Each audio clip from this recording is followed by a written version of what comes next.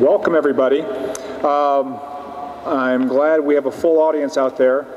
My name's Dave Shafer. I am chair of the finance department. And what I would like to do before we kick this off is, first, I would like to thank the panelists up here. They come here really at great sacrifice. Many of them are coming actually quite a long distance to be here to share their knowledge with you about Wall Street. And I want to say something. I've been here, I'm now chair of the department, but I've been here about 9 years. One of the things that has struck me in my 9 years is the fact that the alums here, not only are they very giving, but they're very enthusiastic. And that is a tremendous resource for you as students. I got my undergrad at a school with 6 times the number of students as Villanova. I went to Ohio State, who's going to beat Penn State this weekend. Other than that, I went to Ohio State. I don't know that I ever saw one alum as an undergrad. So this is a tremendous resource, and I'd really like to thank everyone on the Villanova Financial Club for being here. It really is a tremendous resource. I also want to sort of set the stage for you tonight that they are the experts. These are the guys who are actually on the front lines on Wall Street. They're seeing what's going on, and in fact, these guys are the survivors. So what I want you to do is please listen, learn, and heed their advice tonight, because I know there's a lot of anxiety out there, especially for those of you who may be seniors, going to graduate soon, etc. I don't know if all of you are finance majors. I assume you're not all finance majors, but I assume a good number of you are. One of the things I want to say is that if you are a finance major, I think you should feel very comfortable that you've chosen a good major, regardless of what's happening in the world.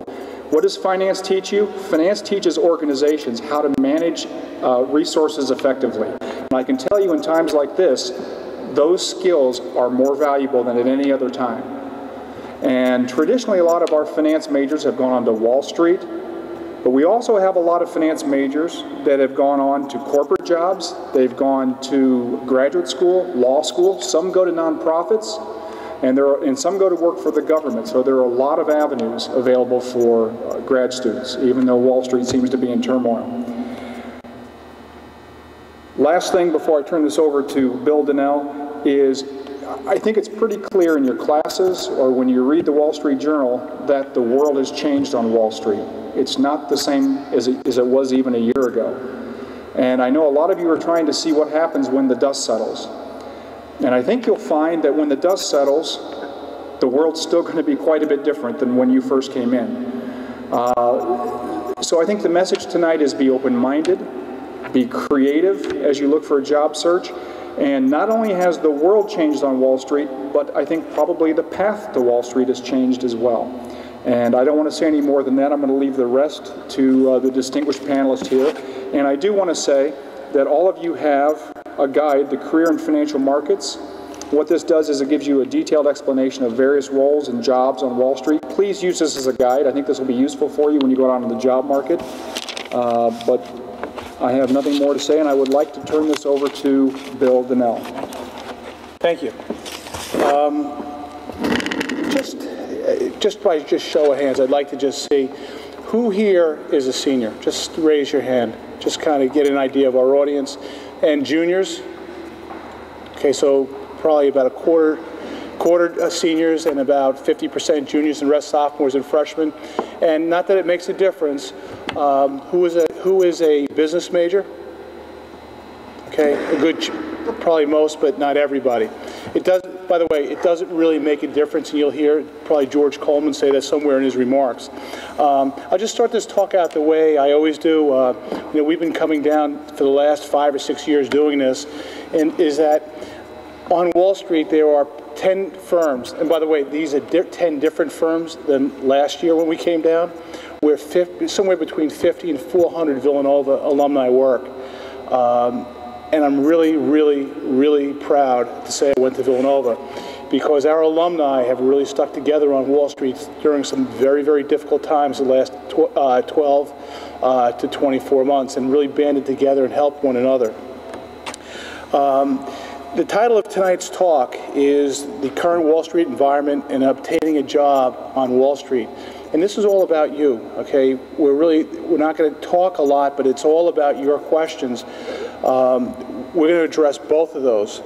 You know, it's not going to be easy looking for a job. The last 4 years since the last bear market ended in 2002, Villanovans have found their way to Wall Street. I won't say easily, but fairly easily. They've networked their ways in, and Wall Street has hired a lot of Villanova students, as they have everywhere. The leverage was high, things were prosperous, and it's not that it's going to be impossible this year, next year, the year after. It's just going to be tougher. We're going to have to work a lot harder. As Dave said, you're going to have to be smart about how you go about it. You're going to have to be flexible. You're going to have to be very open-minded. You're going to have to be creative. You're going to have to be persistent. And getting a job is going to be a job. Now, this is not the first time that we've been where we are. Where we are right now is, it depends who you ask, but we're probably in a recession right now. The credit markets are in turmoil, to say that's understating it, I would assume, right, Billy? We've lost, Bear Stearns is now part of JP Morgan. Lehman is now part of Barclays. AIG is in some form of disarray and being liquidated. Wachovia is now part of Wells Fargo. Merrill Lynch Rywork is now going to be part of Bank of America. Morgan Stanley just took in a partner, a Japanese bank. So the landscape has completely changed. The investment bank concept that was created in the 1930s is now gone. There's not one pure investment bank. Everybody, Goldman Sachs, Morgan Stanley included, are now banks. So the landscape has very much changed, and you need to really understand that, because there's some very big implications. Like I said, right now the stock market, and that's in the paper so you can see it, is down probably close to 40% for the year. But this is not the first time that we've been through this, and I'm not going back any further than 73, but in 72, 73, 74, we had a similar time. You know, we had Vietnam, we had Nixon being kicked out of office, we had inflation, high oil, and May Day, which occurred in, I think it was 1973, virtually over 3 or 4 years, half of the firms and half of the people disappeared on Wall Street just in time for Charlie Ellenwood to graduate from Villanova, and myself and George Coleman to follow shortly thereafter. There was a very severe bear market and recession in 1981 and 82. Interest rates were in the teens, not like 5% and 6% mortgages, but teens, like 17, 18, 19%, just in time for Billy Parry to graduate from Villanova. And then 2000, 2001, 2002, 9/11, Enron disappeared. You had the tech wreck. The market was down about 45% again. And it was very hard to get a job on Wall Street, but yet Villanovans found their way. So I'm not saying that this is worse. It probably is maybe a little bit worse. It probably looks and smells a little bit like 73, 74, but we will get through this. But you're just going to have to be, like I said, more flexible, a little bit smarter about what you do, open-minded, and you're going to have to be a little bit more persistent. You're going to have to know what you want to do. I'm going to introduce the panel now, but if you have a question, today is the day to ask it. Between the 7 of us up here, we have worked over our careers for 16 different Wall Street firms. Our combined experience is 155 years. So if you have a question, I guarantee you we're going to be able to answer it somewhere up here. All of us are members of the Villanova Financial Club of New York. All of us work on Wall Street. And most of all, we're very proud to say we all graduated from Villanova sometimes between 1973 and 1995. So we're here for you. The one question, and I have some questions that the Equity Society gave me, but like I said, this is really more about you. We're really interested about hearing your questions. The one question I'm going to ask every panelist as we go through is, for example, George works in the equity markets, is what is the future of the equity markets? And, you know, tell me how you would go about getting a job in this environment in the equity markets. And we'll go through each person like that. So let me introduce the panel. To my left, to your right, is Charlie Ellenwood, who graduated Villanova in 1973. He was a history major. He got his MBA at BC. He started in the training program at Merrill Lynch for financial advisors, and in 1977 went to Kidder Peabody in the municipal public finance business. He's had senior positions at Bear Stearns and Lehman Brothers, all in public finance. Today, he's a senior managing director at Barclays Bank in New York. George Coleman, to my immediate right, your left, graduated with my right after me in 1978. George graduated from the business school. He was an accounting major, and he started right at the tail end of the bear market, just like Charlie did. And George worked at a small firm called Integrated Resources, which was a tax shelter company. Came to work at Credit Suisse in the mid-1980s after the '82 bear market, worked his way through equity sales and trading, and today George runs global equity sales at Credit Suisse, which includes derivatives, and he sits on the management team. Myself, I graduated in 1977. I couldn't get a job on Wall Street, and I wanted to. I went to work for 5 years for Lever Brothers, which is a consumer products company, dealing with soap, and came to work as a financial advisor at Merrill Lynch in 1982. And I run a private banking team up in Greenwich, Connecticut, where we manage about $1.5 billion for roughly 100 families. Billy Parry, right next to Charlie over here, graduated in 1982. He was a double major coming out of Villanova. He was an accounting and finance major. 82 had an hellacious bear market. It was tough to get a job on Wall Street. Bill chose to go work at a Big 8 accounting firm. I don't think there's 8 now, but there was 8 back in 1982. And he's held senior fixed income positions at Salomon Brothers. He ran the high-grade corporate bond desk at Bank of America. He worked at Hartford Insurance, and now he runs the fixed income at Broadpoint Securities and is starting up an emerging markets desk. John Burgess, down here to my right, your left on the end, graduated in '86. We'll get him to tell his story today about how he got started. It's a pretty good story. But he graduated Villanova in '86. He was a finance major. He got his MBA from UNC. He went to go work for the Overseas Private Investment Group in D.C. He spent time at Bear Stearns and Citigroup in convertible sales. He also, when he was at Citigroup, co-ran recruiting in non-target schools like Villanova for Citigroup, and today he runs the convertible sales desk at William Blair. John Casey, down here on the end, is an '87 graduate, political science. He went for his MS at the London School of Economics, and he's held a lot of different jobs. He worked at Sanford Bernstein in portfolio management and client services. He worked in regulatory compliance at Price Waterhouse, and he's run compliance at New York Life, Deutsche Bank, and Sanford Bernstein. Today, and we hear a lot about hedge funds, John runs compliance, oversees all the compliance at SAC. SAC is probably one of the largest and one of the most successful hedge funds on the planet, and they're up in Connecticut. And so that's where John works. And then finally, Todd Sullivan here on the right, graduated in 1995. He was a poli-sci major. He got his MBA at NYU.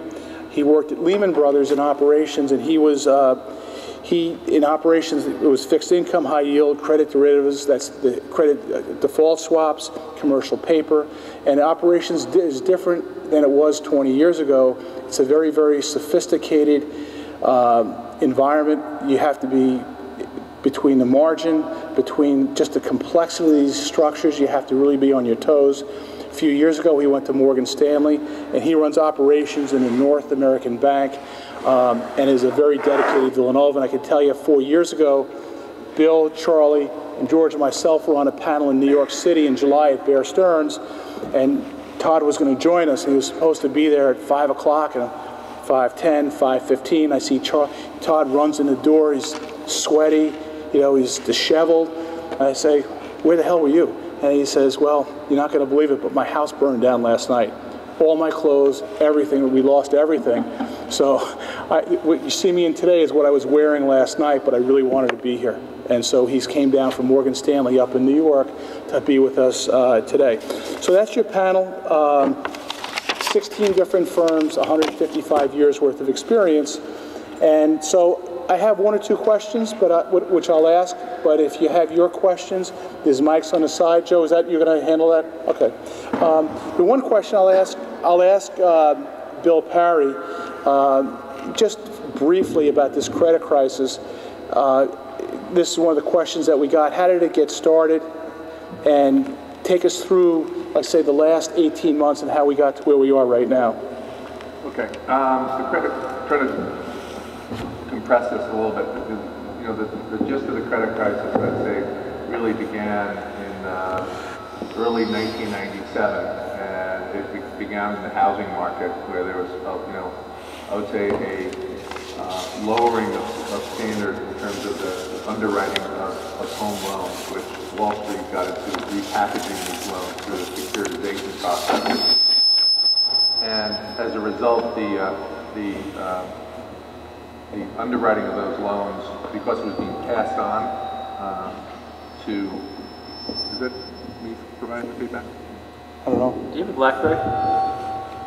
Everybody should take their BlackBerries. Is that what it is? I'm sure it's these BlackBerries. Got it. But anyway, It's good, George.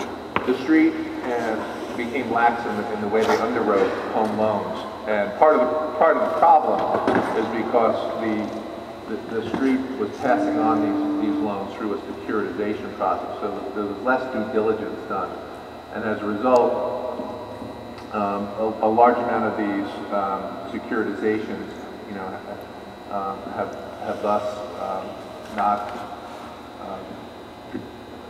produced the type of returns that people had expected. So what we're seeing currently is we're seeing a massive deleveraging. To give you some type of historical perspective, you know, the financial markets in the 1990 was about 9% of gross domestic product in the United States. In 2007, beginning of the year, financial services, broadly defined, was about 24% of GDP. And part of that, a lot of that has been, in recent years, was the amount of deleveraging. Going from like 18 to 24% of gross domestic product, was a lot of it was the leveraging up, taking on, you know, a huge amount of debt in the economy. And what we're seeing now is a big unwind of that.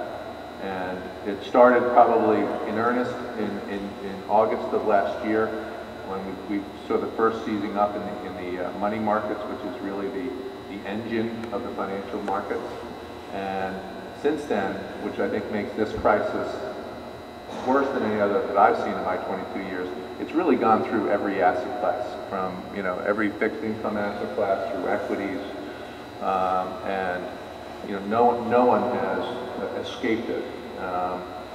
Where do we go from here? I think you know, currently I think we've taken some steps in the last couple of weeks, which I think you're all probably aware of.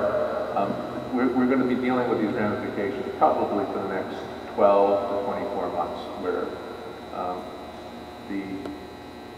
I would say if you look across this panel at all the different firms we represent, I don't think anybody has a clear answer of where we're going. I think the recent cutbacks and the recent restructuring of Wall Street has reflected the hard realities of the market we're in. The one thing that I would say is, as we look at the job market, what you're concerned about, I've recently joined a firm called Broadpoint Securities, which really didn't exist a year ago. And, you know, firms like ourselves are being created every day as a result of the huge consolidation that we're seeing across the street. And like what we're going to see, my view is, you know, as we've seen this massive consolidation over the last 10 years, of the bigger banks buying the smaller banks, we're probably going to see a reversal of that, and we're going to start seeing the renewal of small specialized investment banks focusing in on one specific area, whether it's in equities or whether it's specific areas of credit and fixed income or governments, etc. You're going to begin to see the formation of new investment banks, which is going to provide the nucleus for recovery. So, I leave you with one, finishing that question, there is a promise out here in looking at the job market. Our firm is growing, we're hiring, we're currently in a big hiring phase, primarily of experienced people, but once we get that capacity up to date to support people and the young people will be the next step in our hiring process. Thank you. Charlie, you want to talk a little bit about the reduction of leverage and what that means for the Wall Street firms? Sure. You have to stand up the whole time, Billy. Sure. Well, I'm going to do what Sarah Palin did. She said, I'm going to talk what I want to talk about. I'm not going to talk about what you want to talk about. What was the question? No, we'll talk about that. But I just wanted to offer myself up, as Dave mentioned, that we're all experts in this this mess that's visited us on Wall Street, and certainly there's no bigger expert than me, because 6 months ago, I was just rolling along. I work in the investment banking side in municipal bonds, do a lot of work in New Jersey, Pennsylvania, et cetera. This is Mr. Donnell's BlackBerry. It's been going off incessantly since we've been here. And I worked for the firm called Bear Stearns. And in mid-March, on this Monday, I was feeling pretty good, I thought, and because Villanova just got in the NCAAs, and I was feeling good about that. And then we hit a little bump in the road at Bear Stearns, and basically a stock that once sold for $170 a share was bought for $2 by JP Morgan, and then that started a process of 3 months. So JP Morgan's a wonderful firm, but I just didn't know if it was the right firm for me. And so I was recruited by a firm that I always admired, and decided that I said, yeah, you know what, this seems like the right time. I'm going to take this job with Lehman Brothers. So that, my career at Lehman Brothers commenced in early June, and it was a bumpy ride from there. And of course, lo and behold, on Monday, September 15th of this year, which there were two important events happened on that day. The first one was the bankruptcy of Lehman Brothers. The second one was the Villanova basketball golf outing at Canubra Country Club in New Jersey that I ran. So we participated in both of those things. Hey, and Merrill Lynch was taking over. Well, yeah, Merrill Lynch, come on, who cares? So in any event, and then within 48 hours, in comes Barclays Capital, who purchased the broker-dealer operation of Lehman Brothers, and with it, municipal bonds. The good news for me is that they never did municipal bonds before. They wanted to do it, and so our group was kind of snapped up very quickly. So a bumpy 6 months, a couple of flesh wounds, but like any Villanova grad, we're standing, we're confident, we look forward. As Bill said, I graduated in 1973, in the midst of another awful bear market. So maybe I might not be the guy you want to go to the racetrack with this year, but in any event, my fundamental message is that Billy said, these are cycles. They come, they go. For those of you who are seniors and in the master's program, okay, maybe the timing isn't the best, but there's a lot of other options. We'll talk about that as time goes on, the advent of the smaller firms, and I have a list of them here in the world that I live in, and every crisis creates opportunity, and I'm confident there'll be opportunity for you. I think in the straight, Morgan Stanley, Goldman Sachs, Lehman Brothers, internship, all that stuff, that's pretty much gone for a while, in my view. I mean, they'll do some hiring, but it's got to be down a third. My guess is, and it's tougher because at Villanova, we got some good firms to come down here, but it was sometimes a struggle. And most of us who ended up on Wall Street came in a little bit through the side door, the back door, and have done very well for ourselves. So It's a little bump in the road for you guys as well, and certainly I wouldn't want anyone to take this thing ultra seriously in the sense that you're young, you're cheap labor, you're mobile, and there'll be a spot for you, and you just have to be patient. You may have to go down a different road than the one you planned, but anyway, I think it would. It's going to work out. I happen to have a very misguided son who is going to college in some college in Chestnut Hill, Massachusetts, whose name escapes me right now. And we were up there tailgating for a football game, and one of his friends, he was upset, and he said, "I can't eat, I can't sleep, I had all these plans, I had this." And my response to him was, "If you're in college and you can't sleep, you got issues, pal." And I say that to all of you. So relax. They may be different avenues that you will take than what you had planned on taking, but they will be there, and you will be fine. And what was your question? You answered it. Oh, okay. Thank you. Let me just digress. Joe, do you have a question? Okay, I just wanted to maybe we'll start with each panelist, and if you have a question, just raise your hand, we'll answer it. George Coleman here works at Credit Suisse in the equity area, runs sales and trading. Equities are a lot in the news. 7, 8, 9% swings in a day. The VIX being at 60, 70, 80 has become norm for the last month. George, in your view, what is the view of the future of equities? And if you had it come out this year or next year, what would be your best thought on either getting an internship or job or both?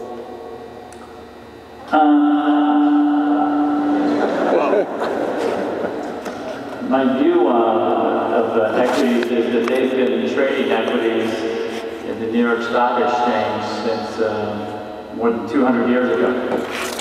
And so I have a funny feeling they'll be trading in 200 years from now when everyone in this room is long gone. And so your perspective should be over the long term. Is that too loud, Brendan?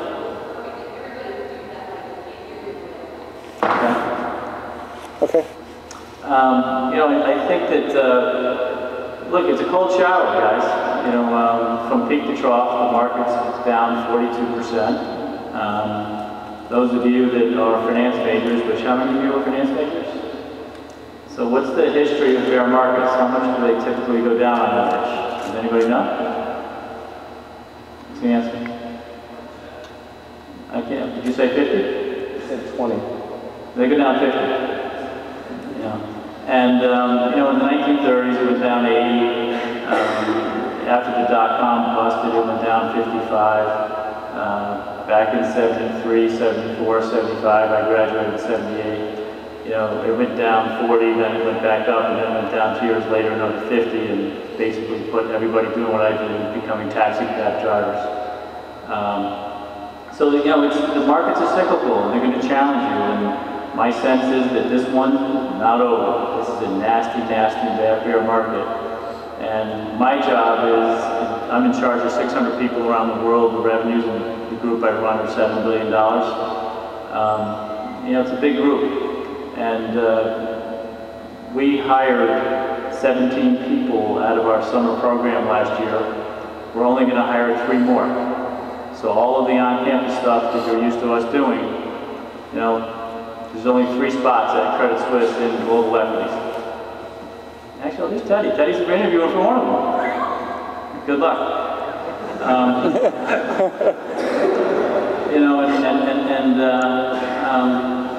I have 2 thoughts for you on this. The first one is, lucky for Teddy, he went to high school with my son. My son doesn't go to school here. My son goes to school in Colorado. And, it doesn't guarantee that he's going to get a job, but it guaranteed he got an interview because he networked. And so, make no apologies about who your cousin, who your next door neighbor is, who your garbage man is, who's your postman. Use every lever you can to get an interview. And if that interview is to go do something that you're not interested in, go anyways. And if they offer you a job, take it. There's a young man who graduated from Villanova last year who is, working on my multi-product desk, which is I won't bother explaining to you, but it's a new initiative of ours. And you know what he is? He's a sales assistant, which is a nice way of saying he's a secretary. And he probably graduated from here with like a 3.8 or something like that. But he networked into me and kept bugging me, and a job opened where, you know, we're going to hire somebody from the outside to do this. And I said to him, you know something? If I were you, I would do this, because you're in. And the name of the game is to get in. Now, there's lots of ways to get in. In the last 5 years in a bull market, you all want to come in through the front door. You want us to give you a signing bonus of a couple of $1,000. You want us to pay you $65,000 a year because you don't know anything, and we're going to train you and all that kind of good stuff. Well, that avenue's closed. And so I'll just tell you my own story. I graduated from here with an accounting degree. I didn't know what I wanted to do. Probably pretty immature as a senior. Spent a lot of time down the street at Kelly's. And decided that, didn't even look for a job until I graduated. And decided to go to Europe for 4 months and, on a Eurail pass. Came home and said, gee, I guess I'll start looking for a job. And there were no jobs. So I spent the next 9 months doing what I had done in the previous 3 summers. And that was working at 7-Up in a factory, stacking, the cases would come off the line and I would stack them at $8 an hour. Pretty good work for a guy that has a degree from Villanova in accounting. You know, one of the great things that happened though was during the 4 months I was in Europe, I met these other people who were traveling. They were older, they had like MBAs from like Wharton or something like that. And they told me about, you know, how Wall Street worked, because I was clueless and stuff. And long story short is that I networked my way into getting a job at Marine Midland Bank in their credit training program. And Marine Midland Bank is now part of HSBC, which is a big global bank. And it was a terrific job. And training was great, the networking was great, really enjoyed it, did it for 3 years. And knowing I kind of wanted to get onto Wall Street, but I still hadn't figured out how to do it. So one of my clients offered me a job that I was lending money to, and it was I was in this what's called the middle market group, which was medium-sized companies in Manhattan. And it was a company that would do, as Billy alluded to, was tax shelters. And we would buy a building and then structure it into limited partnership interests and then sell it out to investors like doctors and dentists and such who wanted to invest in real estate and tax shelters. And I was pretty good at it. You know, we helped structure them in the beginning, then I started selling them and stuff. And one night, I was having dinner with my fraternity brothers. Billy happens to be one of them. There were 7 of us there. And it was a dinner that I had arranged for 7 years in a row. And by now, I'm 29 years old. And, you know, the guy says, how are you? And I said, I'm great. I'm married. I have 1 child, another child coming. I'm making really good money, but I don't like what I'm doing. I don't really feel like I have a career. And he says to me, well, you should be on Wall Street. And I said, gee, I'm 29, and like, how am I ever going to, you know, they don't really want me. They only want people with MBAs and kids that went to Harvard and Yale. And he said, no, go see this guy. So I went and saw the George Coleman at the moment there, and, you know, they offered me a job. Now, granted, I had to take a big step back because I was making like $200,000 a year selling tax shelters, and being a trainee only paid $50,000 a year. And I had a wife and a kid and a mortgage, but I said, you know something, I'm all in on this. Didn't go over well with my wife for about 5 years because she was kind of like, didn't understand this. But the point of the story is, and I could recite to you chapter and verse about people all over the world who work for me, that there are many, many ways to get into the industry. And what I suggest you do is network and interview like Teddy is and such, and, you know, work it really hard. But you should work it equally as hard at Xerox, Procter & Gamble, Pepsi, any company that comes on this campus, you should interview with. And if you think you're really good at math and numbers and quantitative things, get a job in that department. If you think you're going to be a salesman and you go sell, like Billy did, Billy sold toothpaste into Dwayne Reed for his first 3 years, and that sales experience is invaluable. And the reason that you should trust me because I'm one of the few people who make the decision. If you're in Credit Suisse in the equity department, when they come in and say, okay, this is the list of candidates we're going to hire, I can assure you half the people who work for me have prior life experience doing something else that we really respect. And then the other half, you know, are just like all of you, that go to a great school, that have great grades and such, and so on, and you know, that's the front door. Now, I would also tell you that don't be afraid to think about going to graduate school.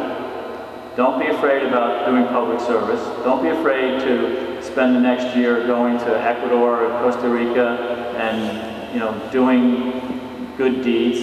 Because when you come back a year from now and you walk in my office and say, you know, I decided to, given market conditions, go do something I wanted to do, learn how to learn another language or X, Y, Z, I respect that, and I think my colleagues will respect that. So be open to a lot of things. Don't pigeonhole yourself into just thinking about, gee, I've always wanted to work at Goldman Sachs or Bank of America or Credit Suisse. You can, and it can happen for you, but it's probably not going to happen right now.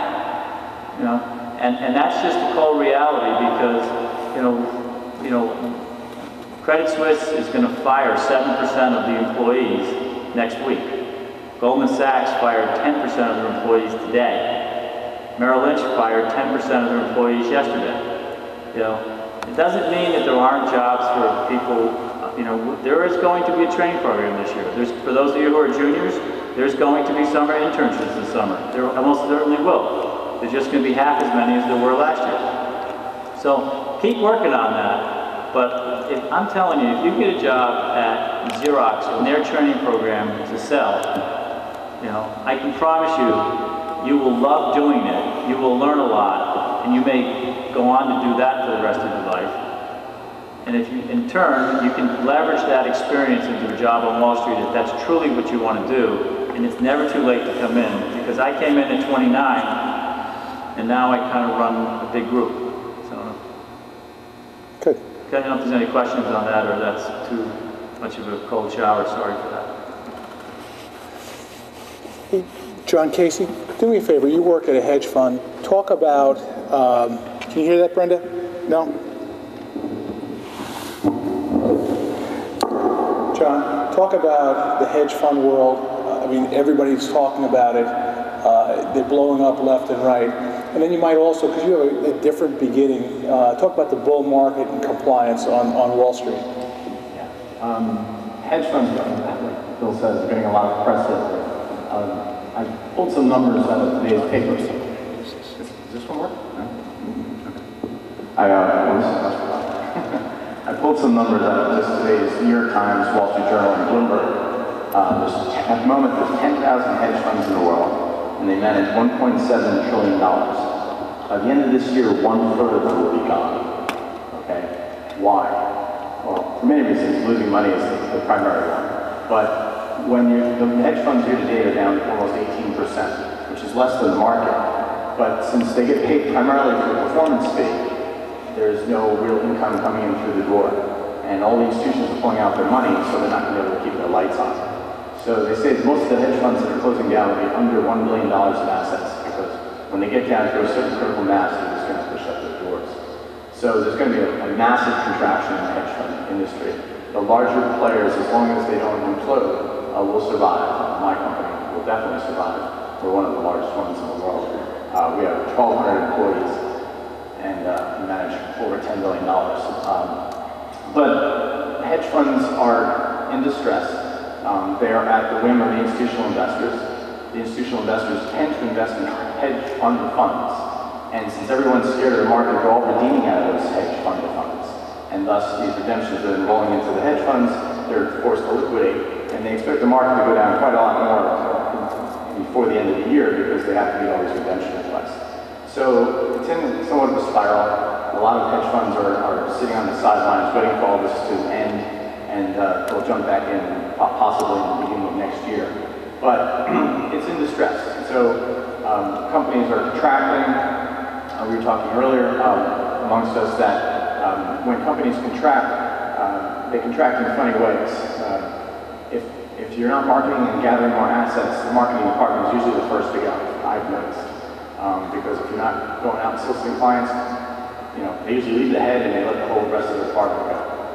The next thing that normally contracts we see is the IT department. You know, if you have 6 developers, maybe you can make do with 3 or 4. So I've seen this over and over again in my experience working. I work at Deutsche Bank and a few other places.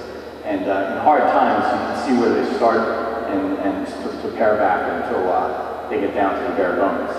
But right now, I would say the hedge funds aren't going to be hiring very much, at least on a macro level. But to get to everyone's point here, hedge funds generally usually don't recruit college grads. Because they're very lean organizations, they usually try to get some people maybe on their 2nd or 3rd job, where they're rather fully trained and they can hit the ground running. Because most of these funds aren't very big.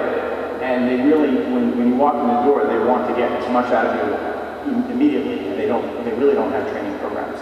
So, but that still doesn't mean you can't get started in the hedge fund. We hire mostly through internships, people we know, they spend a few summers with us, and people get comfortable with them, and we do hire people out of college, but it's not the norm. It's more the exception. And to get to what everyone else is saying here, networking is very key. Contacts, get to know people, join organizations, join your local alumni chapters. I'm in a mutual fund. I happened to meet a friend of mine a week after I graduated when I was home, and this was 1987. This was before the market crashed in '87. And his company was hiring like crazy, and they said, "Oh yeah, they'll take you." And a week later, I had a job in operations. Once again, I had to learn what a stock and bond was, but I did. And 18 months later, I went to grad school, got my master's degree, and was hired back by the company as a portfolio manager and a trader. This is all inside of 2.5 years. So 2.5 years before, I didn't know what a stock was, and then I'm trading it and managing money for other people. It's actually kind of scary if you think about it, but it's really how, and you'll switch jobs, switch departments 7 times before you hit 27. You know, you might work very hard in portfolio management. What I did, and the head trader liked me, and he said, "Hey, I need a trader," and I became a trader. And I was actually trading, and the general counsel of my company was growing very rapidly at the time. It's called Sanford Bernstein. We had 100 people when I left. There was 1,000 people. But it was growing so rapidly, they needed a compliance officer. And the general counsel, I knew all the compliance rules as a trader and portfolio manager. He called me in his office and he shook my hand and said, "Congratulations, you're our first compliance officer." So, and that's, people say, "How did I get into compliance?" I said, "Well, it was thrust upon me by our general counsel." And now, go 15 years later, and I run compliance at one of the biggest hedge funds in the world.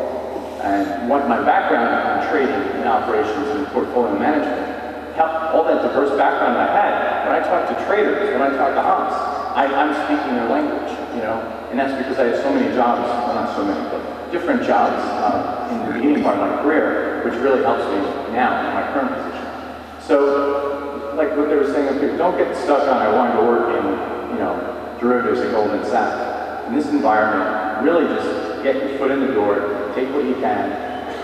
Once you're in there, you can really prove your worth. I mean, if you work very hard and people notice you, and when they have a need and they want to fill it, you don't even have to go ask them. A lot of times they'll come and ask you, "Hey, I need somebody to join my department, and how would you like to do this and that?"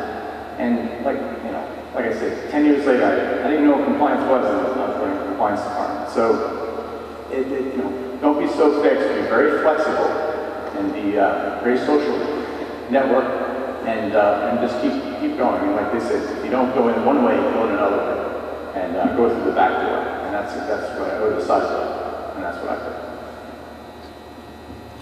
Todd, speaking of operations, you are probably one of the biggest recruiters in the operations field. Matter of fact, you're coming down soon, I think. Talk a little bit about operations, and if somebody wants to pursue a career there, how would you go about it in this environment? I mean, how's this work? No? All this money. What I would suggest is first of all, like Bill just said, like George said, everybody said, this is not the end of days. Certainly not for you. This market is still full of tons of opportunities, right? There's not as many as there were. This is not the best years in the street. But what I do in the business that I run for Morgan Stanley, operations is going to be a business we have to keep. It's a business that's critical to our success. It's probably more critical now. We'll get more scrutiny. We'll probably invest more in people and technology in the next year. specifically as Morgan Stanley and Goldman Sachs convert to becoming bank holding companies, deal with new regulators, new leverage ratios, new partners. Both of us, we've taken on a Japanese strategic partner. Goldman Sachs has a new partner in Omaha, right? All of these changes to our structure and changes to the way we do business means that everything we do within the bank is changing. Businesses that work really well at 35 times leverage don't work at all at 15 times leverage. Right? It means we're going to be out of businesses, we're going to get into new businesses. To do that, you can't just pull a plug, right? You actually have to wind down businesses, you have to move things. Operations play a huge role in all of that, right? As we build new businesses, right? The things that took up all of our time a year ago have been automated, fixed, and gone. Now we're going to go solve a new business. Specifically, I run fixed income derivative operations in North America. People have been watching the credit derivatives market. That's us. And there's a write-up of an interesting piece reading in there. There's page 30 of your book up there is about operations. And there's some quotes about, what was operations. When I started out in this business 15 years ago was spreading corporate bond desks, high yield bond desks, syndication, bank loans, emerging markets, right, all of which look fundamentally different today than they did then. Credit derivatives didn't even exist when I started on Wall Street. Right, they started circa 1997. They've grown into the biggest piece of the fixed income business, this is the credit business. And now they're at a true turning point. Right? What that business is going to look like a year from now, 2 years from now, no idea what's going to be different. Right? Maybe it's an exchange, maybe it's clearing houses, maybe it's standardized contracts, maybe it's just not nearly as big as it is anymore. But I'll tell you what is going to happen is to do any of those fundamental changes, you're going to have to build infrastructure. Right, which starts with people, turns into technology, and those people have a new skill set, a new, addition to the toolbox to go on and do something new. Right? Maybe the next thing that grows to that point or has to be dealt with, right? As we deal with the credit derivatives market now, we're looking at interest rates, we're looking at commodities, we're looking at equity derivatives. And that's a business that hasn't, grown to the size of the credit business, but it's certainly got all the complexity and probably a whole bunch of new challenges because it's not a business that suits itself to standardization, the way the credit business has, the rates business has. So, that's another business where the things we've learned in credit are applicable to what's going on in the equity derivative business. And how do you take the skills you learn in one place and go to the next? But I think you guys are actually in a better position than most of us as far as looking at opportunities in this market because you're not wedded to one path. You haven't spent 20 years doing one thing. You're coming in fresh, just be flexible, right? Be eager, do whatever people tell you to do, right? Take the opportunities put in front of you and run with them. There's a story of the power of networking and using your network. Right? Your network is not about who you know. Okay? It's who knows you. And more importantly, as you start building some skills, who knows what you know. Right? That's what's going to help you be successful. It certainly worked for me in the 15 years I've been in operations on Wall Street. We're not kidding, 7 jobs in 7 years. I mean, in my 9 years at Lehman, I had at least 10 different jobs. And the way I describe those jobs is totally different than the way another bank would. So, across the different resumes I might put together for different firms, it looks like I've had 50 different jobs. Okay? All those skill sets, though, you build, each one of them is additive. And so, whatever it is, like, I may never look at another Latin American, bond, but I learned things working in emerging markets that are directly applicable to things I do today, running a credit derivatives business, running an interest rate derivative business. Never do another loan again, but guess what? We built derivatives off of loans now, right? So having an understanding of what's going on in the loan market helps me, adapt to the loan derivative market. All of this is opportunities. Selling soap, selling and selling, right? Get that experience. Learn how to deal with clients. Learn how to build relationships. Learn how to do it. All of that is important. Same thing goes in operations. It goes across the entire industry. John, you had probably, I think, one of the better stories of how you got started, how you found your first job. Can you just kind of relate that story that you tell me about? When I got out of school, I worked at 3 different shops, one at Citibank and a small startup in New York City in a sales position, and it was primarily telephone sales. We didn't have the budget or capacity to really get out and go to see people. And spent 2 years doing that. Then, as Billy mentioned, went to the Overseas Private Investment Corporation. I only bring those up because we're talking about stuff that you do beforehand. The 2 years that I spent at the small startup selling stuff, it was licensed apparel, actually made boxer shorts with a repeat logo on it. And nobody had done that before. We had the licenses for the NFL and the NBA. And since we're a small company, capital was at a premium, so we couldn't just go make things, send it to stores and say, hey, a lot of people will buy this stuff. We actually had to describe something that didn't exist. And by the way, I needed to go find 12 dozen orders from people in order to start the pattern. And if we had enough capital and we bought enough cotton, we could make a product and I could potentially deliver it to them in a couple of months. So the process of selling a couple of million pairs of boxer shorts in 2 years, which is completely unrelated to a lot of the stuff that we're talking about, especially stuff when you go and do things on Wall Street and in training programs, was invaluable to what I did on Wall Street. I went back and I got my MBA at University of North Carolina because I wanted to go work on Wall Street. And I had no, I was about 27, 28 at the time, I didn't have an avenue from the University Private Investment Corporation to go find a job. So I needed to get a summer internship. There were about a dozen people from UNC who worked on Wall Street. I called all of them and wasn't making much progress. I was going up to a New Year's Eve party in New York City, driving up. I stopped off at the Alumni office here on Lancaster, probably about 1 o'clock New Year's Eve, 1991 or 92. And sat down and they had, you know, this was before email and searchable databases and everything. They had an IBM printer. The green and white striped lines and holes on the side. And there were about 60,000+ names in there, the entitlement database. So I sat there and I went through every page for about 4.5 hours. I had criteria. You had to work at a firm that I recognized the name at, and you had to be out, you had to have graduated 10 years prior, making the assumption that if you're there for 10 years, they've been out, they can either help me or provide advice, or maybe they'll get a decision-making capacity that would be even more valuable.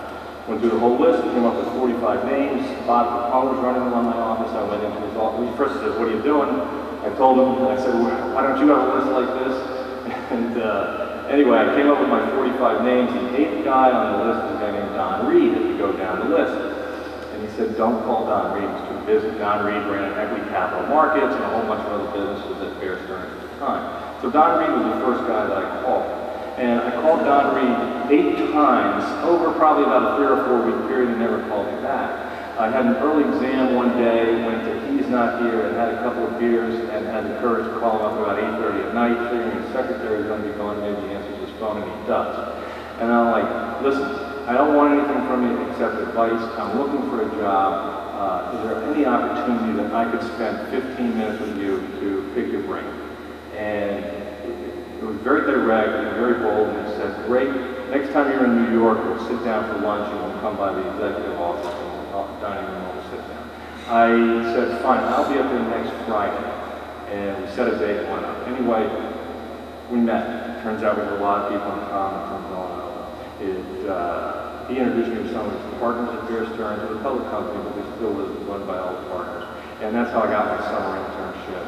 And then from the summer internship, that's how I got a position at Bear Stearns, which I worked for 10 years. So I think the best strategy, and you're going to hear it repeated here time and time again, I think your best strategy is hustle.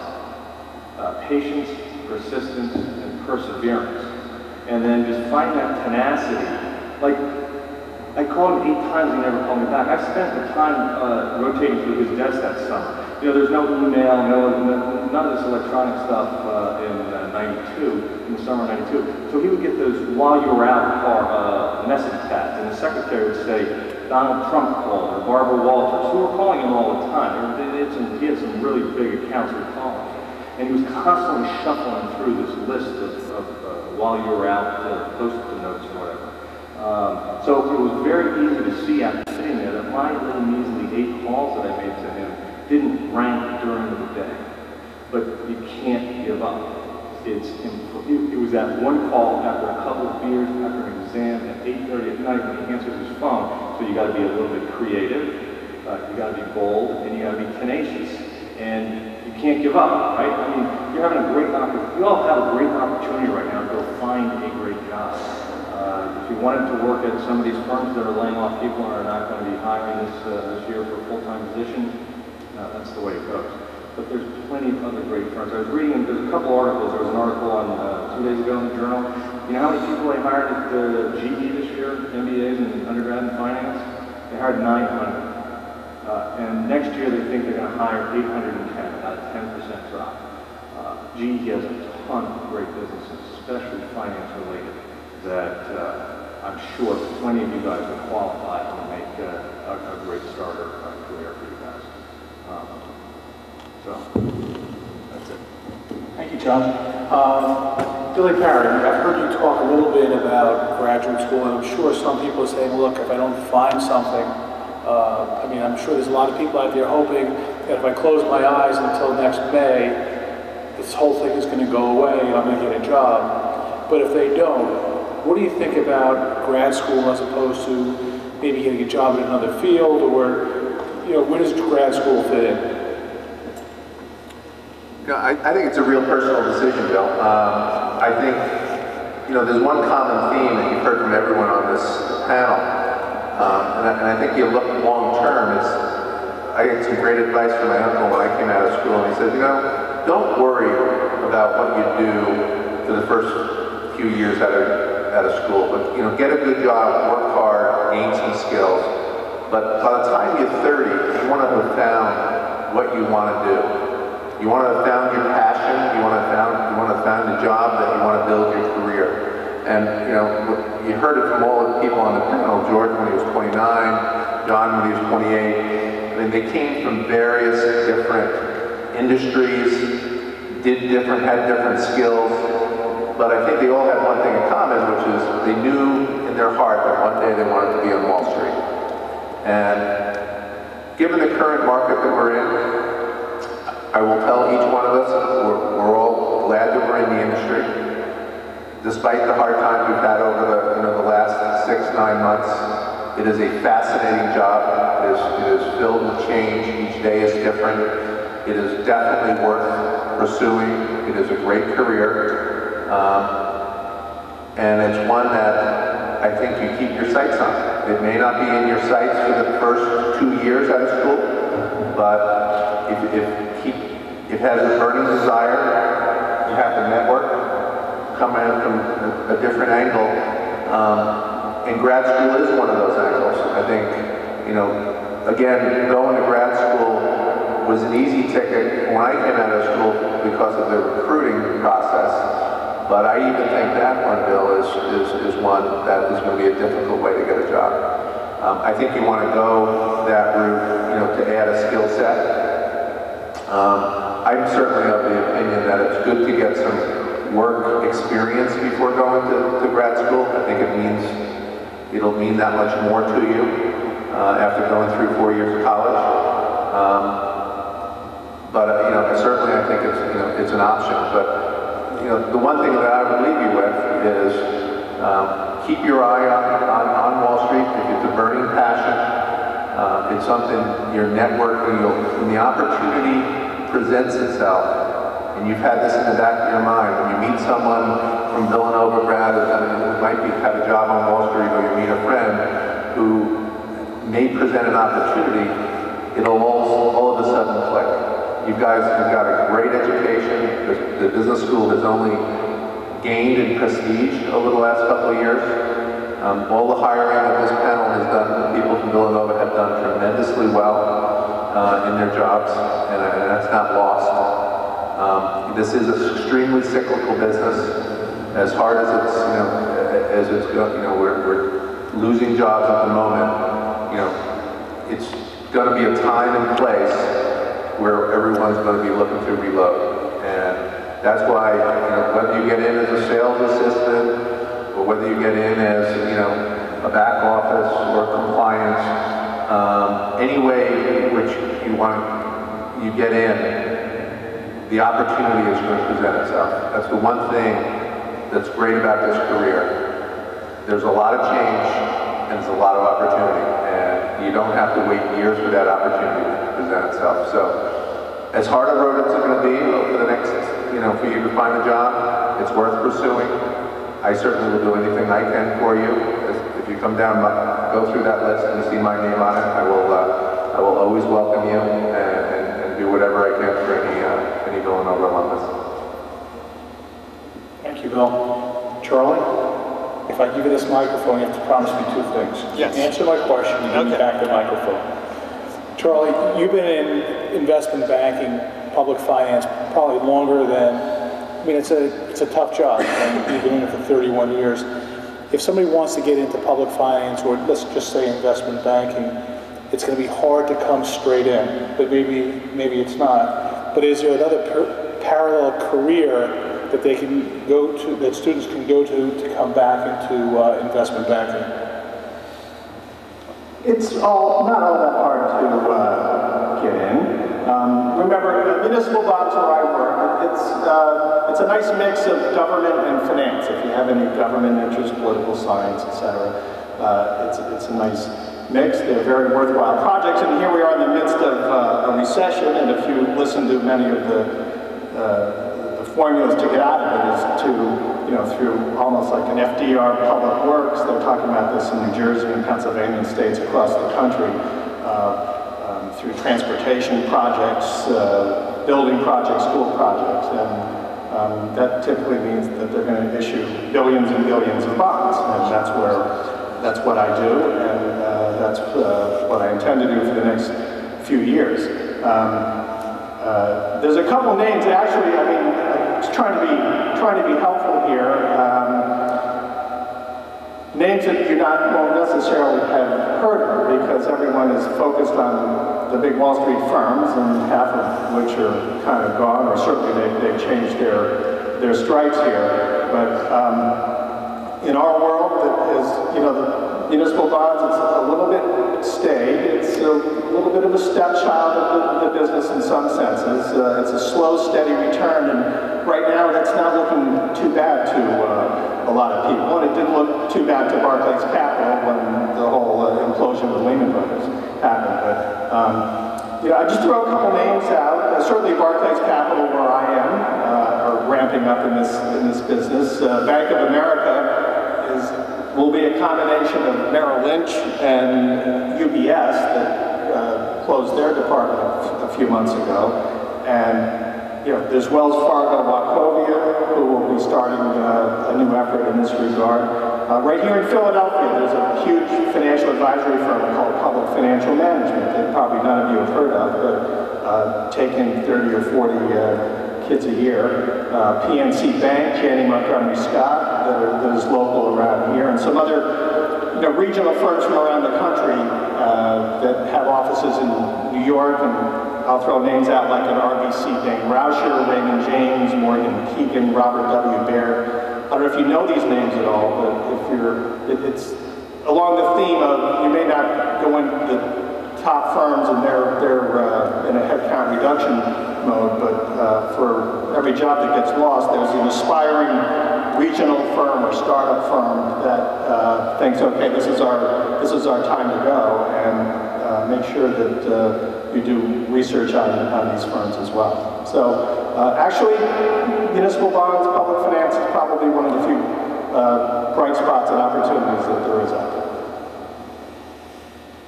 Thank you. I mean, if you hear something twice, you should probably either write it down and make a mental note.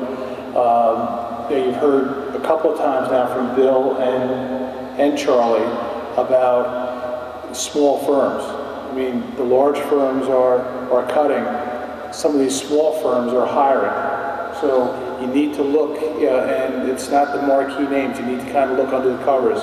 And the other thing you've heard at least half a dozen times up here is about networking. But Joe, this is your program, and we're happy to talk all day up here. But I'm sure that you have some questions. Joe, I know you have one or two. Yeah, actually, we developed a couple of questions, actually taking some from students. So before we open the floor up to the students, just going on the last topic, as far as government and finance, how do you feel the elections will play a role in markets, and will they have an immediate impact? And if so, are these going to be positive or negative depending on the candidate? John, that sounds like a question for you. That is a major bad who knows? It's tough to say. Certainly, there are, from what I've read, there are aspects to Barack Obama's platform that maybe are not as friendly to the free markets as perhaps John McCain might have become. However, there are instances that we've seen in the last year or two where anyone is allowed to use leverage at any time for any purpose without any checks or balances is not necessarily a good thing either. So I know we heard the other day when we had one of these 500-point sell-offs, some of the people on TV were talking about that when Barack Obama was up 10 points, that was one of the issues that people were selling off stocks. I think the biggest issue is when one individual candidate itself, or himself or herself, is if the executive branch and the legislative branch are both run by the same party. History has proved time and time again where if you've got both and there is no check or balance between the two, whether it's Republican or Democrat, it doesn't matter, the markets do not perform as well, as positively as they do when there's a little bit of give and take because there's two different parties in power. Thank you. If you want to open the floor up for questions for the panel, anyone?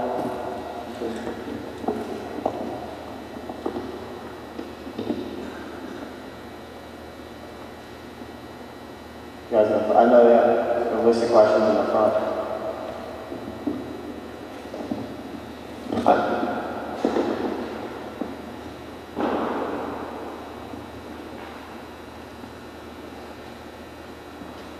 Carry it.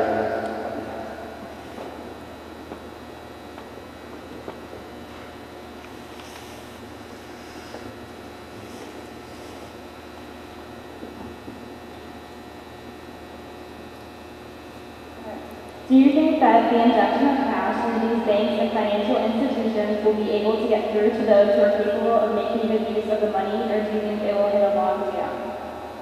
George, you want to take that? Certainly hope so. It'll definitely work. It will absolutely, unequivocally work. I can't tell you how long it will take, but recapitalizing the banks was absolutely the right decision to make. How many people here have taken a public speaking course? Well, then you should all be able to ask questions. We have one over here. My question pertains to working overseas. I think one of you said you'd worked overseas, and I was just wondering how that may have helped you in your career and what you may have gained from that is not working in the U.S. I don't know. I've never worked overseas, but my job takes me overseas a lot because I'm in charge of people around the world. And I tell everybody that's your age that the common denominator of the people who run Credit Suisse, the CEO of Credit Suisse, a guy named Greg Dugan, and actually he's the CEO of the bank, and the CEO of the investment bank is actually a 1983 grad of Villanova. His name's Paul Colella. And Paul and Brady have in common that they both worked in Japan, Hong Kong, London, and New York. And so I would encourage you very strongly that in the way the world is growing, the way the world is changing, that to the extent you get an opportunity to work someplace outside the United States, gives you a huge leg up, huge leg up. So it's hard. It's hard to get the opportunity at first, but very often, you know what's analogous to this too is, like, how many people here are from Chicago? There you go. I'm from Indianapolis, so close. That's close enough. And how many people here are from Colorado? No, this isn't working the way I thought it was. What I was going to go is, there's a lot of regional firms that I bet you 5% of the people who work for me, went out someplace in Minneapolis or Chicago or, Pittsburgh and worked for Houston, Texas, Dallas, Texas, New Orleans, where there's a lot of energy firms that specialize and they make a name for themselves, and make a name for themselves with our clients. And then all of a sudden, they're 28 years old, they've been in the industry for 5 years, and I ring up this big client and say, we're really not doing so well with you, and I'd really like to kind of improve. And they said, well, something, there's this really dynamic person who works at blah, blah, blah, and they happen to be in Denver, Chicago, Milwaukee, or Texas, and you should take a look at them. And it's uncanny how many of these people leapfrog people who've come in through the front door because they've gotten this experience that they never would have gotten in a giant organization. Now the overseas thing is similar to that. If you work for me in Hong Kong, I can promise you you're going to get thrown in the water a lot faster than you are in New York because we don't have as many people, and it's kind of like baptism by fire. So it's analogous. There's kind of two thoughts at once. Thank you. George, this is also directed in your direction. Since a lot of the students here are in the Equity Society, what do you see as the best area or sector to invest in?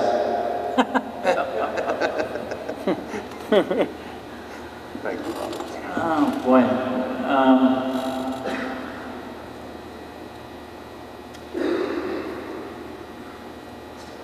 This is going to be kind of a funny answer, but we've been hosting a series of dinners with our CEO, Paul Coleman, the Villanova guy, and we've had 4 dinners, and each dinner is 10 either hedge fund related people, like the president of Fidelity or Wellington type of thing.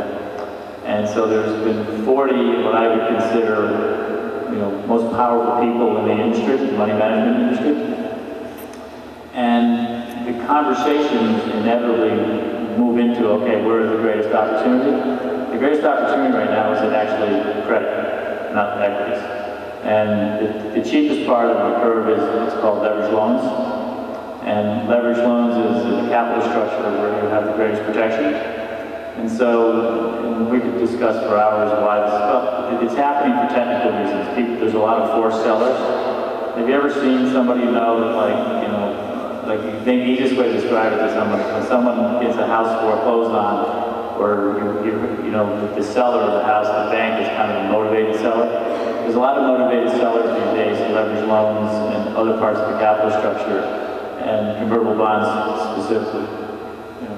And my equity clients are actually reaching out to me to introduce them to the rest of Credit Suisse because they know that that's the place to be. So if you guys, the problem with leveraged loans is the minimum investment is like $1 million for one investment, so that's not going to work for you guys. What you guys need to do, if you're talking about your own personal accounts, is, in my opinion, pay attention to ETFs. Exchange-traded funds. I think that there's tons of them, and there's lots of creative ways to use them for your own benefit. Thank you. John, you want to add to that? Yeah. In terms of the parts of the capital structure, convertibles have become, because of this forced selling, convertibles have become pretty darn cheap.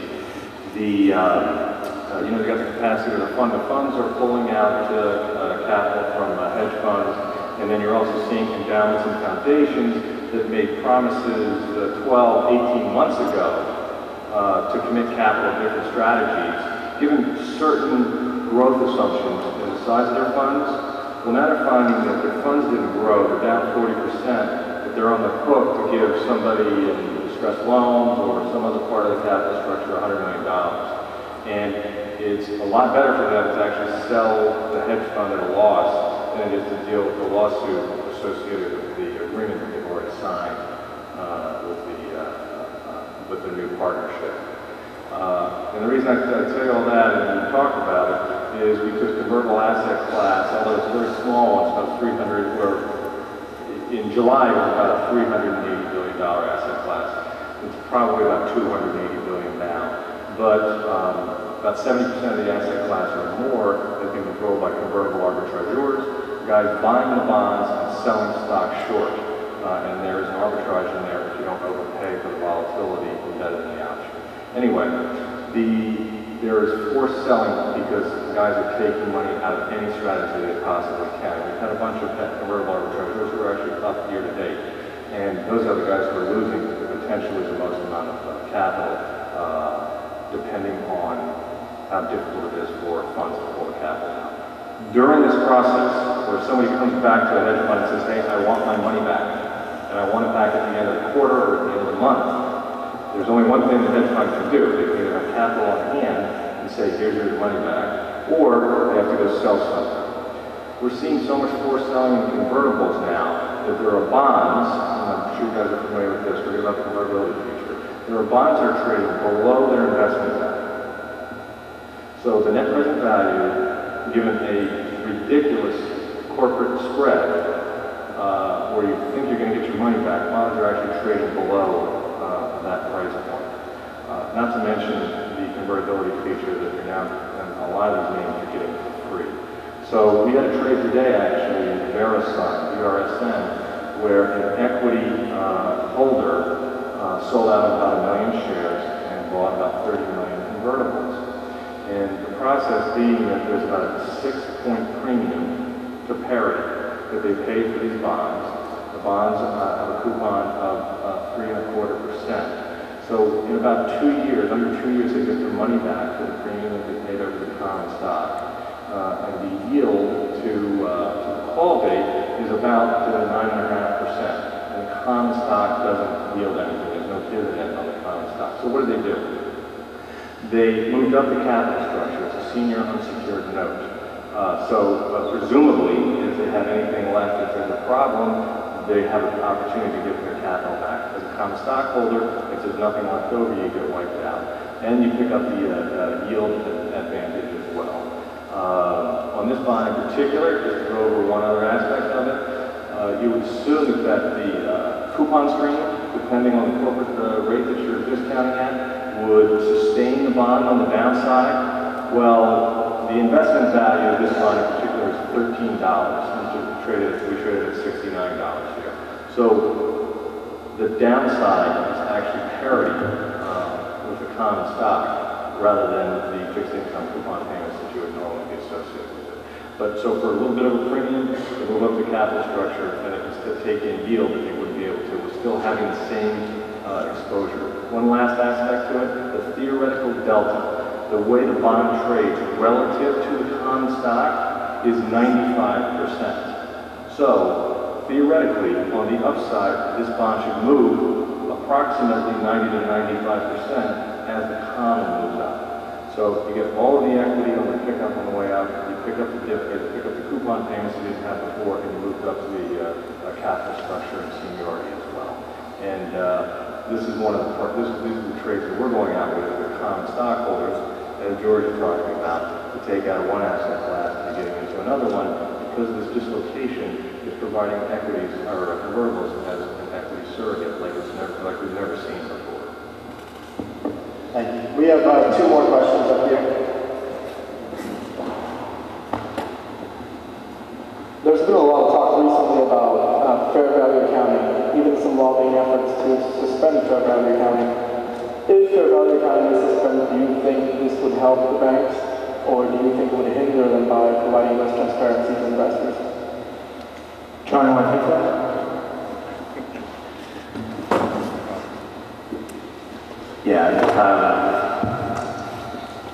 When you hear people like former Fed governors talking about this, I hear them say that it's a bad idea because it's a temporary fix, and you're right, it would cost less transparency. I don't really have one mention one way or the other for what I do, but it seems to be a short-term solution. Although people, the big argument is if you carry in a cost or actually a market value, everything is distressed. Like everybody said, you're buying bonds at 20 and 30 when you could hold them potentially to maturity and you're causing an artificial crisis on your balance sheet. But I think it's just a reaction, kind of a knee-jerk reaction in my mind, and they should kind of leave it alone and keep the transparency as much as possible, but that's just my 2 cents. Yeah, I would say I agree with that. I think one of the problems with fair value accounting is having enough liquidity to determine what fair value is. I think some of the solutions that we put in place in the last couple of weeks are going to help liquidity recover over time and therefore allow fair value system and transparency to improve. The problem one of the problems that you have is because there's so little liquidity in the market that it's difficult to determine what a value is, and hence there's different values across firms for the same security. And we've seen, in situations, whether it was Lehman Brothers, when they came out and talked about Alt-A mortgages and where they had marked them to on one of their calls, and they had marked them down to 32 cents on the dollar. Well, other firms who have been within weeks of them having conference calls have them marked up at 87. Now, the problem is that there was so little liquidity in the marketplace. 32 probably wasn't the right number, neither was 87. So, but it's probably somewhere in between. But what we really need to see is over time, the fundamentals of the cash flows that determine the value of the security need to be given time to present themselves in order to find what the real correct valuation is.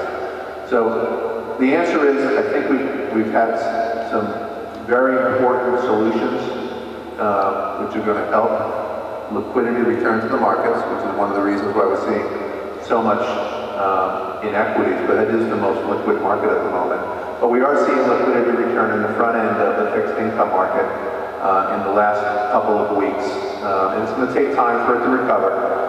But what we will see is we will see a better sense of true value emerge as liquidity comes back, which I think will negate the need to change the form of accounting. Thank you. We have one more over there. As you know, recently the government has been putting a large sum of money into buying stakes in major U.S. banks. And there's a lot of talk in the street that this is shifting the market away from a free market and toward a command economy. My question to you is, do you agree? And if you do, what does it mean for the U.S. financial system?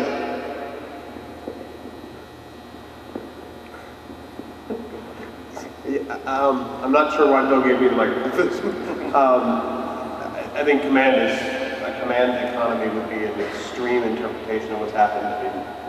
This is one of many ways the government can and has said they will introduce new liquidity to the market. The investments made in my firm and all the other major banks in the U.S., non-voting preferred equity investments, specifically priced to be punitively expensive if we don't take them out over the sort of intermediate term. So I think this was one of many ways for the government to get capital into banks so they could start bringing liquidity back to the market, start easing the credit crisis, start getting assets to move, trades to happen, truer representations of market value to be established, so that you don't have the entire street marketing to one buy or sell price. But this is not, I'm not getting my government pension accrued now because I work for Morgan Stanley. This is not a fundamental change in the way we're owned. We are going to be regulated more heavily, but that has more to do with all of us now being regulated banks than it does with the capital infusion from Treasury. I have one more question for you guys. This is for really anyone.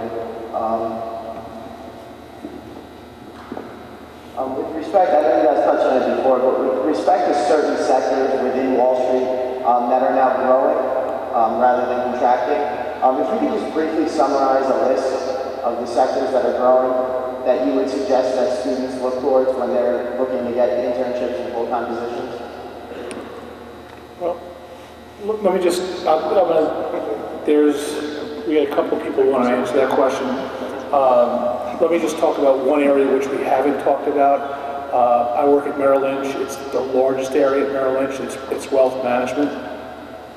When I came out of college, like George and Charlie, was the wrong time. I couldn't find a job on Wall Street. I went to go work for a company called Lever Brothers, which is a consumer products company. I was selling, not to pat myself on the back, but I was the #1 salesman my third year out nationally. When I came back 2 years later, I came and I interviewed at Merrill Lynch. I rank very high in sales as a result of my experience at Lever Brothers. I will tell you, wealth management, which is where I work, they're hiring. And they're hiring in a big way at almost, I will say every firm, almost every firm. There are two ways to come in. By the way, first off, every office is treated like a separate company. Okay, they operate in complexes. So if you go to White Plains, New York, or Greenwich, Connecticut, or Stamford, Connecticut, those are like 3 different companies, all within the same firm.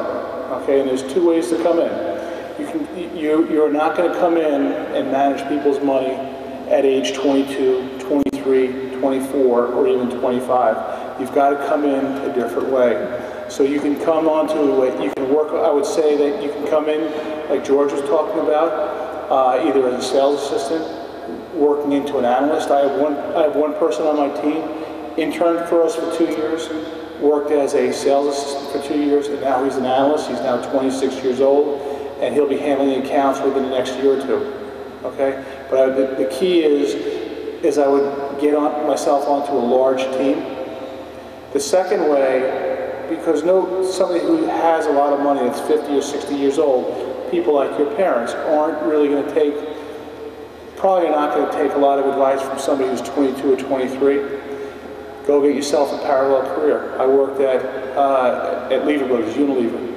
Okay, there are a lot of different careers. Go out and you can come back in wealth management. So I would tell you wealth management is growing. There are 16,000 people at Merrill Lynch that do what I do. There are 14,500 at Smith Barney. There are 14,000 or 15,000, I believe, at Morgan Stanley, and they are all hiring.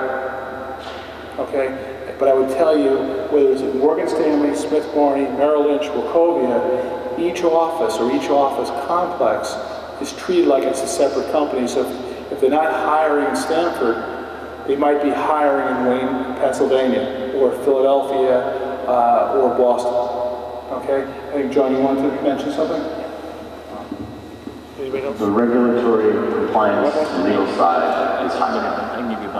Hedge funds, half of which are not registered with the SEC.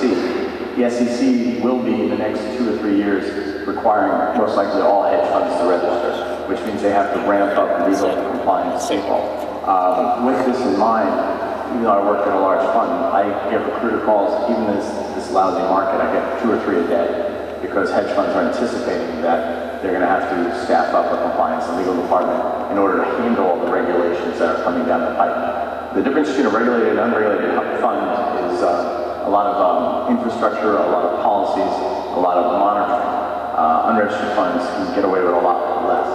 But knowing that down the road, especially with all this, in the next 2 or 3 years, they will be hiring. And on the way they can go through, which a lot of my colleagues did, they went through the SEC, they got hired by the SEC as an examiner, they were hired by the Federal Reserve as an examiner of banks, the FINRA, is that what it's called?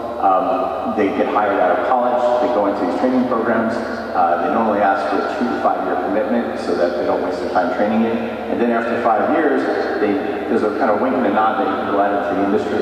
And those are actually the most sought after people, because they were on the other side, coming in, doing the examinations, they know what, so when you hire them, you know what they're going to ask you and you can respond.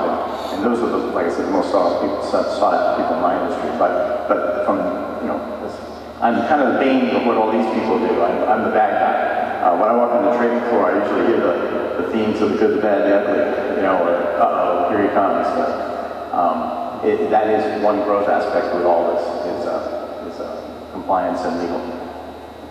Yeah, John, it's kind of like working for the IRS and becoming an accountant, right? Exactly. Yeah, I think that the firm that I just joined, called Broadpoint Capital, the boutique investment banks are all going to be hiring. As the consolidation has occurred, there's a big opportunity for us to grow our businesses. For example, our firm has doubled our revenues for 3 consecutive quarters. We've doubled our headcount. Our stock's up 100% this year. And, you know, we can't hire people fast enough for the business that we're seeing. What we're going to need as we get more people in is we're going to need support people. We're going to need sales assistants. We're going to need back office people. So I would say, you know, not only the firms that Charlie mentioned there, but our firms are growing. You know, other firms I'll mention, you know, Cantor Fitzgerald, Knight, Libertas, a couple of firms that are growing in our space are all doing well and picking up business that, you know, is just the result of all this consolidation that's occurring. So what I would do is I would certainly, you know, network and find people from Villanova or who are at these companies. Because these people are not going to come to campuses. We are too busy. You know, our support systems are being formulated as we speak. These are great opportunities for someone like yourself. You're going to come in on, you know, there is no training programs at this point. Maybe there will be in 2 years. But these are the seeds of companies that when I started the business in 19, this sector is definitely in the growth phase.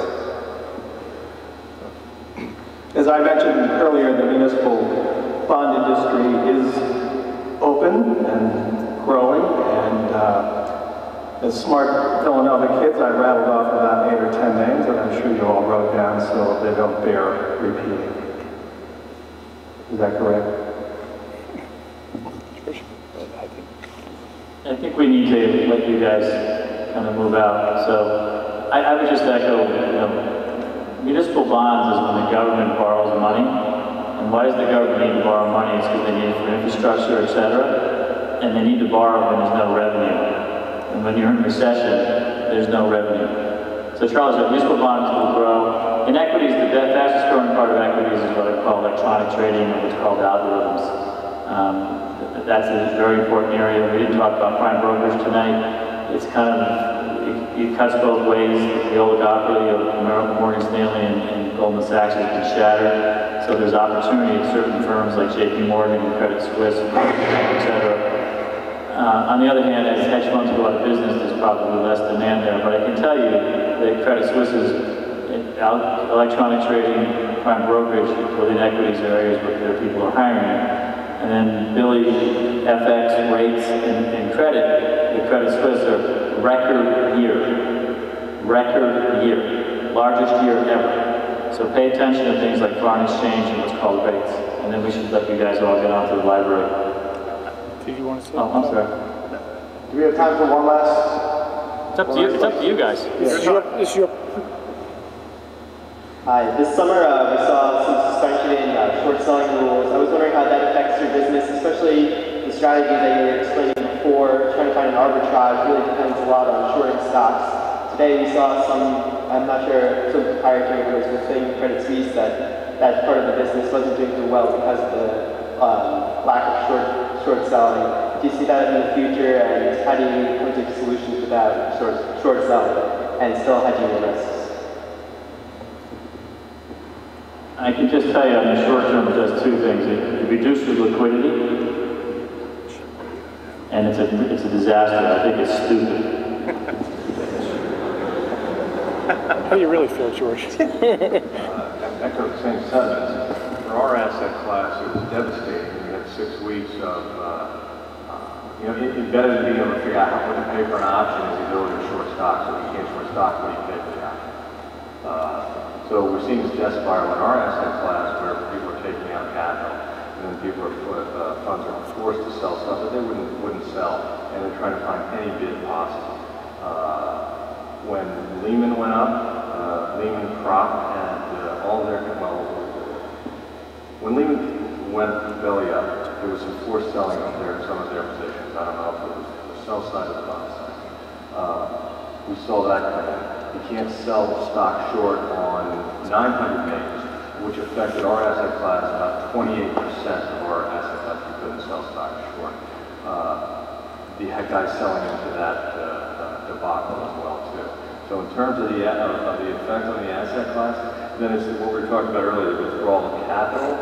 It's this death spiral that we're seeing that we haven't reached the bottom, and we haven't gotten anywhere near this sort of a flat line. But that trade that I was telling you about before, where there's somebody who wants to sell their equity and buy the convertible, that's like the beginning for us to kind of stabilize.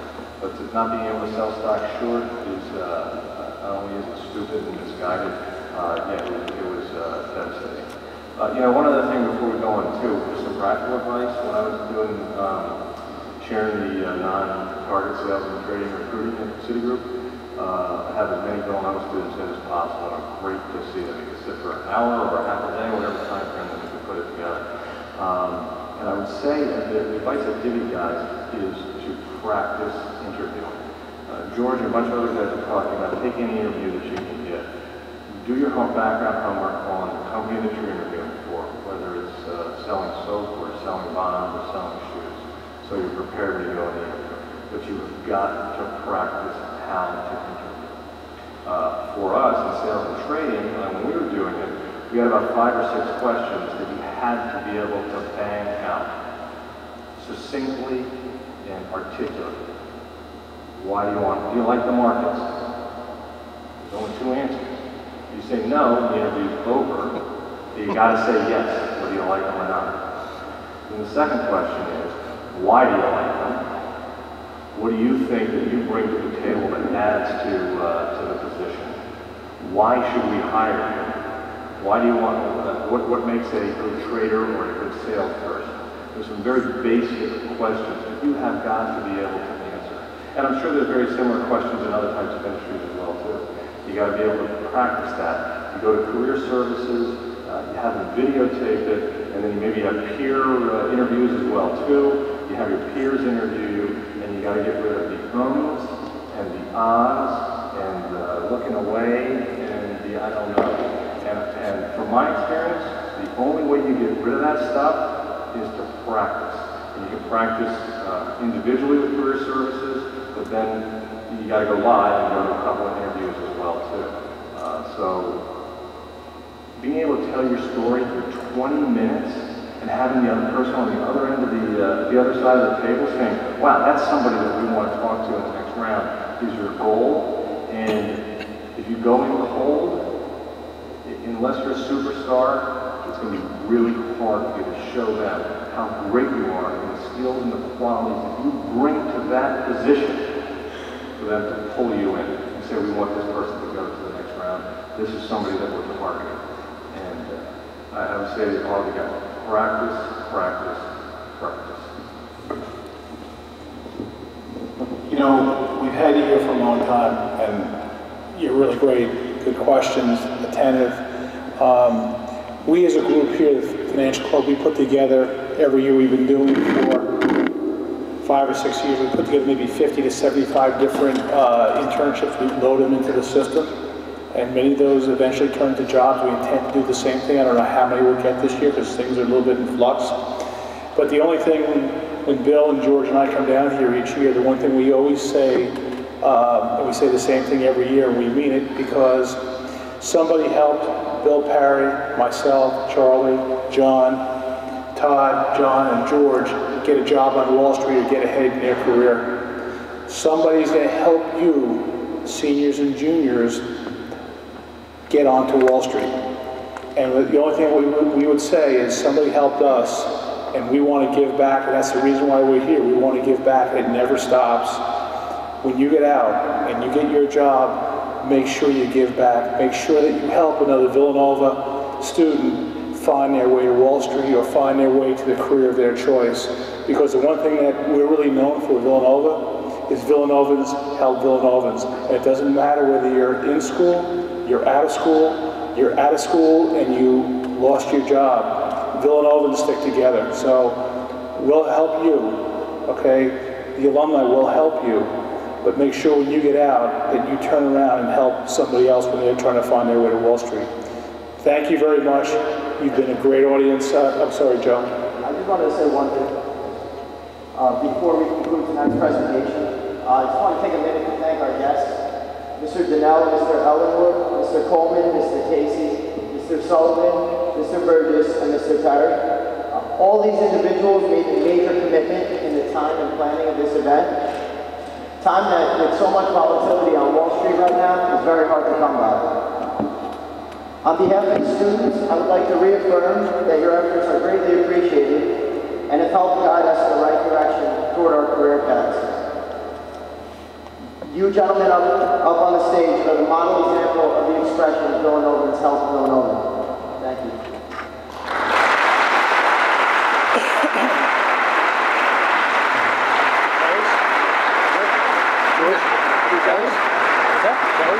Sure. I've got the credit card. I'm hungry. Are we done? I forgot my favorite interview story. I'm interviewing with Kidder Peabody. I was interviewing at Wharton. This is 20 years ago. Pretty boring group overall, but that's beside the point. So I go in and half-hour interviews every half hour. Mid-morning, there's a guy sitting there, and it just happened to catch his eye. Go out for lunch, the guy still sitting there, hasn't moved. Now I'm getting curious. At 3 o'clock, I'm still interviewing, the guy's still sitting there. Finish at 6 o'clock, trying to run to 30th Street Station to get a train. And this guy comes up and he said, gee, Mr. Ellenwood, you know, I really wanted to interview with Kidder Peabody and I didn't get a chance to sign up. And I just have my resume here and I'm hoping that on the way back on the train you'll take a look at it. And I said, sure, I'm just trying to get out of there at that point. Get back on the train, going back to New York, open up the envelope, and the guy went to Virginia Tech. He drove up from Virginia Tech, crashed the Wharton Interview Center, sat there all day, and handed me his resume. Bottom line is, we hired him. So be creative. He's probably your boss. That's right.